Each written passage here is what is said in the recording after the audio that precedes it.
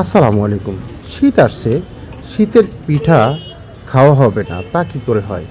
ছোটোবেলা না হয় গ্রামের পরিবেশে একদম চুলোর পাশে বসে মা চাষিরা পিঠা বানাতো সেটা এনজয় করতাম। বাট কিছু করার নেই, এখন শহরে অলিতে গলিতে যে সকল দোকানগুলো রয়েছে পিঠার সেগুলোই এনজয় করি।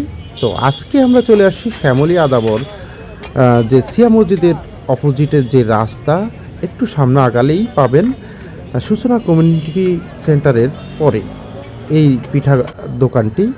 অসাধারণ কিছু ভর্তা দিয়ে সাজিয়ে রাখা হয়েছে, আর চিতই পিঠা আর ভাপা পিঠা, বিশ্বাস করবেন ভাই, অসাধারণ।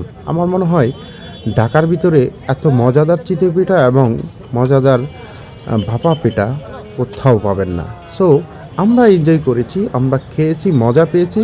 আপনারাও চলে আসুন। ভয়ানক অবস্থা, চিতই পিঠা আর ভাপা পিঠা, সাথে ছিল অসাধারণ টেস্টি ভর্তা।